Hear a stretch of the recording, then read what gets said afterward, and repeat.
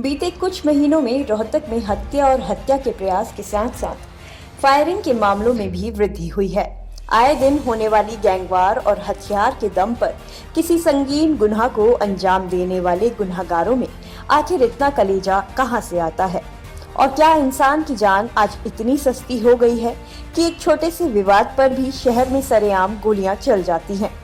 आखिर क्यों आज इंसान इतना बेखौफ और असहनशील हो गया है कि छोटी छोटी बातों पर एक दूसरे की जान का दुश्मन बन जाता है? क्या इसका कारण है कि आज शहर में बहुत आराम से किसी को भी अवैध हथियार उपलब्ध हो जा रहे हैं, या फिर ये कि अवैध हथियार को आज इंसान स्टेटस सिंबल के तौर पर इस्तेमाल कर रहा है और थोड़े से गुस्से या गलतफहमी के चलते उसका इस्तेमाल करने से भी नहीं चूकता। साल 2022 में रोहतक जिले में कई बड़ी घटनाएं इन अवैध हथियारों के दम पर रची गई। 22 जुलाई को जनता कॉलोनी में होटल संचालक माता पिता के इकलौते बेटे तरुण द्वारा हत्या कर दी गई, जिसमें आरोपी ने 2 देसी कट्टे 35,000 में खरीदकर अपने माता पिता को मौत के घाट उतारा था। वहीं 17 मई को सीआईए ने खरावड़ व नौनंद के बीच मुठभेड़ के बाद बदमाशों से 11 कट्टे बरामद किए थे। आरोपियों ने खरावड़ व अन्य गांवों में 3 मर्डर की योजना बनाई थी। 7 मार्च को रिटौली में बस चालक हंसराज हंसे की कट्टे से गोली मारकर हत्या हुई थी। 4 फरवरी को खिड़वाली में रोहताश को गांव के ही बदमाशों ने कट्टे से गोली मारकर उसकी हत्या की थी। इसी के साथ टेलर हत्याकांड और ना जाने ऐसी कितनी वारदातें इस साल रोहतक में हुई, जिनमें देसी कट्टे या तमंचों का इस्तेमाल किया गया। अब बड़ा सवाल ये है कि आखिरकार कैसे एकाएक जिले में अवैध हथियारों की सप्लाई इतनी तेजी से बढ़ रही है? इसका जवाब है जिले में अवैध हथियारों की डिमांड, जिनमें अधिकतर युवा वर्ग शामिल है। रोहतक में अधिकतर ग्रामीण क्षेत्र है, जहां लोग लाइसेंस्ड हथियार नहीं ले पाते, जिस कारण शौकिया तौर पर वो देसी कट्टे या तमंचे को रखना पसंद करते हैं, जिससे समाज में उनका दबदबा बना रहता है और गर्मजोशी में धड़ल्ले से वो इसका इस्तेमाल भी कर देते हैं। इस साल के शुरुआती 6 माह में जिले में 125 आरोपियों को अवैध हथियारों के साथ गिरफ्तार किया गया है। साथ ही 117 अवैध हथियार भी बरामद किए गए हैं। इसके साथ ही 109 कार्टेज भी बरामद किए हैं। देखिएगा, जनवरी से लेकर टिल डेट तक का जो रोहतक पुलिस ने अब तक लगभग 125 इलीगल आर्म्स के साथ जो एक्यूज्ड है वो अरेस्ट किए हैं। उसके साथ साथ 117 इलीगल आर्म्स हमने वो पकड़े हैं।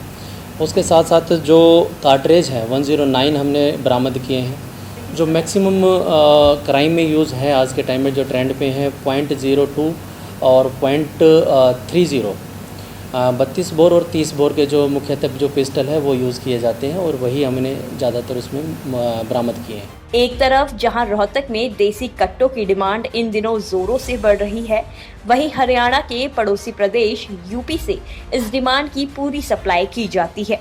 यूपी के बागपत, मुजफ्फरनगर, यहां तक कि मेरठ से भी अवैध हथियारों की सप्लाई हरियाणा में की जा रही है। अवैध हथियारों की सप्लाई में यूपी से लाए जा रहे देसी कट्टे सुरक्षा व कानून के लिए बड़ी चुनौती बने हुए हैं। अवैध हथियार रखने के शौकीन व लोगों में डर फैलाने के लिए अपराधी 5 से 6 हजार रुपए में यूपी से कट्टे ला रहे हैं। इन देसी कट्टों से गैंगस्टरों व छोटे मोटे अपराधी जिले में क्राइम रेट बढ़ा रहे हैं। हालांकि अब भी जिले में रोजाना पुलिस 1 से 2 अपराधियों को अवैध हथियार के साथ पकड़ रही है, लेकिन अवैध हथियारों का चलन जितना जिले में बढ़ता जाएगा उतना ही बेकाबू जुर्म भी होगा। इसलिए कानून व्यवस्था बनाए रखने और बढ़ते जुर्म को समेटने के लिए पुलिस को आवश्यकता है कि अवैध हथियारों के जखीरों की सप्लाई पर रोक लगाई जाए। अगर जिले में अवैध हथियारों पर अंकुश लगाने में पुलिस कामयाब होती है तो 70% जुर्म होने से पहले ही रोका जा सकता है। कि हॉटस्पॉट की बात करूं, मैक्सिमम जो सप्लाई हमारे यहाँ पे होती है वो यूपी से होती है, जिसमें मुजफ्फरनगर और बागपत मुख्यतः ये 2 ज़िले हैं जहाँ से मैक्सिमम हमारी सप्लाई यहाँ पे होती है। इसके जो वैल्यू की बात करें, कीमत की बात करें, 3,000 से 5,000 तक इजीली अवेलेबल रहता है ये।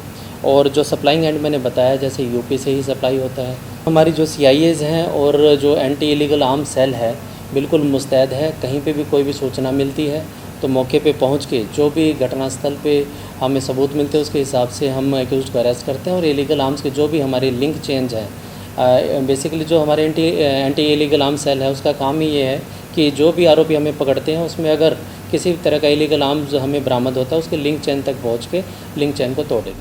देसी तमंचों की बिक्री के लिए कुछ लोग सोशल मीडिया का सहारा भी ले रहे हैं। वहां देसी तमंचों की खरीद के लिए हथियारों की फोटो सहित अपना व्हाट्सएप नंबर भी शेयर किया जा रहा है। महम रोहतक के सोशल मीडिया ग्रुप पर दिलबहार साहा नाम से बने एक पेज पर इस तरह की गतिविधियां देखी गई हैं। इस तरह के अन्य पेज भी विभिन्न सोशल साइट पर बने हुए हैं।